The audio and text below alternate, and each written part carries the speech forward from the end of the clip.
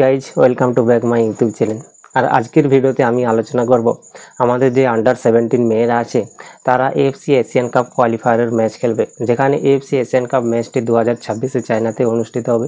তো আমাদের আন্ডার 17-এর মেয়েরা এএফসি এশিয়ান কাপ কোয়ালিফায়ারের ম্যাচ খেলবে এই অক্টোবরেতে, যেখানে আমাদের মেয়েরা আছে গ্রুপ জিতে।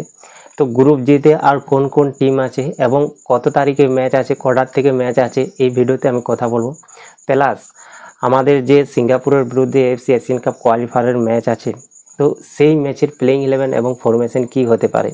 কারণ আমরা দেখেছি এর আগের ম্যাচে যে সিঙ্গাপুরের বিরুদ্ধে ম্যাচ ছিল, তো সেই ম্যাচে সন্দেশ জিঙ্গানিয়া রেড কার্ড খায়।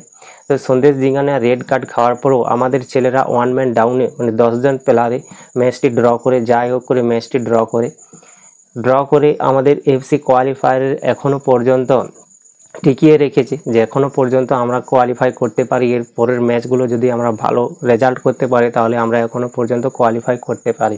এর পরের যে 3টে ম্যাচ আছে তো এখনও পর্যন্ত টিকিয়ে রেখেছে 1-1 ড্র করে। তো সন্দেশ জিঙ্গানিয়া ছাড়া খালিদ জামিলের প্লেইং 11 এবং ফরমেশন কি হবে, যেখানে খালিদ জামিল আরও 2জন প্লেয়ারকে, মোহনবাগানের আরও 2জন প্লেয়ারকে কল আপ করেছে, যেখানে সুভাশিস বোস ও আপুয়াকে কল আপ করেছে। তো তাদেরকে নিয়ে খালিদ জামিলের প্লেইং 11 এবং ফরমেশন কি হবে সিঙ্গাপুরের বিরুদ্ধে, যে 14 তারিখে ম্যাচ আছে, গোয়াতে ম্যাচ আছে, আমাদের ইন্ডিয়াতে ম্যাচ আছে, ফতরদাতে ম্যাচ আছে জওহরলাল নেহরু স্টেডিয়ামে। তো সেই ম্যাচের প্লেইং 11 এবং ফরমেশন কি হবে এই ভিডিওতে আমি সম্পূর্ণ আলোচনা করব। তার আগে আমার চ্যানেলে যদি কোনো নতুন এসে থাকো চ্যানেলটি সাবস্ক্রাইব করে নাও, কারণ এখানে তোমরা Indian football related video daily update পেতে থাকবে। তো প্লিজ সবাই চ্যানেলটি সাবস্ক্রাইব করে নাও আর পাশে থাকা বেল আইকনটি প্রেস করে নোটিফিকেশন অল করে রাখো, কারণ যখনই আমি ভিডিও আপলোড করব সবার আগে তোমাদের কাছে পৌঁছে যাবে। তো চলো বেশি কথা না বলে শুরু করা যাক। তো প্রথমেই বলি, আমাদের আন্ডার 17-এর যে মেয়েরা আছে তারা এএফসি এশিয়ান কাপ কোয়ালিফায়ারের ম্যাচ খেলবে এই অক্টোবরে। 13ই অক্টোবর ও 17ই অক্টোবর ম্যাচ খেলবে, যেখানে কিরগিজ রিপাবলিকের সাথে ম্যাচ খেলবে 13ই অক্টোবর 6:30 থেকে, এবং উজবেকিস্তানের সাথে ম্যাচ খেলবে। উজবেকিস্তান আন্ডার 17 মেয়েদের সাথে ম্যাচ খেলবে আমাদের ইন্ডিয়া আন্ডার 17 মেয়েরা, যেখানে 17ই অক্টোবর ম্যাচ খেলবে। আর এই দুটো ম্যাচই আমরা 6:30 থেকে দেখতে পাবো। তো যদি কোয়ালিফাই করতে পারে, যেখানে গ্রুপ জিতে আছে এই দুটো ম্যাচ, তো যথেষ্ট আমাদের আন্ডার 17 মেয়েরা ভালো পারফরমেন্স করছে। তো আশা করছি এই দুটো টিমের কাছে ভালো ফল করবে, আমাদের আন্ডার 17-এর মেয়েরা ভালো রেজাল্ট করবে এবং এএফসি এশিয়ান কাপ কোয়ালিফাই করে যে 2026-এ চায়নাতে যাবে এবং চায়নাতে AFC Asian cup qualifier match খেলবে। তো এরপর আমি কথা বলবো খালিদ জামিল সন্দেশ জিঙ্গানকে ছাড়া প্লেইং 11 কি রাখতে পারে, খালিদ জামিল যে প্রবেবল প্লেইং 11 কি রাখতে পারে আমার মতে, এবং কোন ফরমেশনে খেলাতে পারে। হতে পারে এর থেকেও অন্য ফরমেশন বা আরও অন্য কাউকে প্লেইং 11-এ খেলাতে পারে, আমি যাদের নাম নেব। তো তোমরাও কমেন্ট করে জানাতে পারো যে কাকে খেলাতে পারে প্লেইং 11-এ সন্দেশ জিঙ্গানিয়াকে ছাড়া। আমি যাকে বলবো তার বদলে অন্য কেউ হতে পারে, তোমরা কমেন্টে জানাতে পারো সন্দেশ জিঙ্গানিয়া ছাড়া। তো আমি যাদেরকে প্লেইং 11-এ রাখবো, তো অবশ্যই খালিদ জামিল এই ম্যাচে, সিঙ্গাপুরের যে গোয়াতে ম্যাচ আছে, তো সেই ম্যাচে খালিদ জামিল 4-2-3-1 ফরমেশনে ম্যাচ খেলাবে, যেখানে আমরা গোলকিপারে অবশ্যই দেখতে পাবো গুরপ্রীত সিং সন্ধুকে, কারণ গুরপ্রীত সিং সন্ধু অসাধারণ ফর্মে রয়েছে এখন।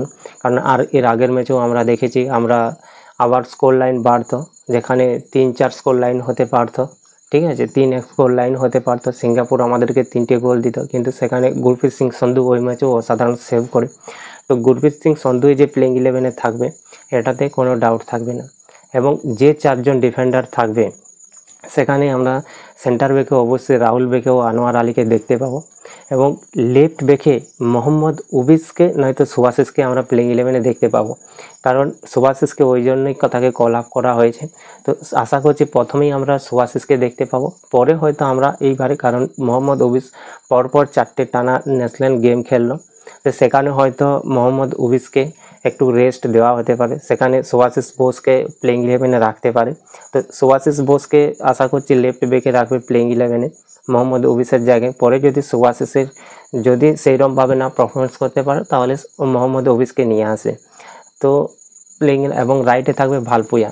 তো এই 4জন ডিফেন্ডারকে আমরা দেখতে পাবো, যেখানে আনোয়ার আলী, রাহুল বেকে, সুভাশিস বোস ও ভালপুয়াকে দেখতে পাবো, এবং যে 2জন ডিফেন্সিভ মিডে দেখতে পাবো আপুয়াকে ও টাংরিকে দেখতে পাবো ডিফেন্সিভ মিডে, এবং যে 3জন অ্যাটাকিংয়ে দেখতে পাবো সেখানে অবশ্যই লিস্টান খোলাসোকে দেখতে পাবো লেফট উইঙ্গে, এবং রাইট উইঙ্গে দেখতে পাবো ছান্তেকে, এবং মিডে দেখতে পাবো ব্রেন্ডন ফার্নান্ডেজকে, এবং স্ট্রাইকারে আমরা দেখতে পারি সুনীল ছেত্রীকে বা রহিম আলীকে।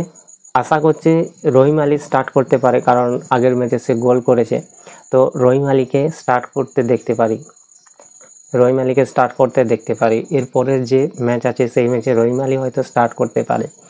তো এই ছিল সন্দেশ জিঙ্গানিয়া ছাড়া প্লেইং 11 ফরমেশন। তোমাদের কি মতামত তোমরা জানাও কমেন্টে। হয়তো কাকে রাখতে পারে খালিদ জামিল প্লেইং 11-এর মধ্যে, আর কাকে রাখতে পারে, বা তোমরা আর কাকে দেখতে চাও এই প্লেইং 11-এর মধ্যে, তো অবশ্যই কমেন্টে তোমরা তোমাদের মতামত জানাতে পারো। ভিডিও ভালো লাগলে লাইক করো, বন্ধুদের সাথে শেয়ার করো। তো দেখা হচ্ছে পরের ভিডিওতে, ততক্ষণ পর্যন্ত সবাই সুস্থ থাকো, ভালো থাকো, জয় হিন্দ।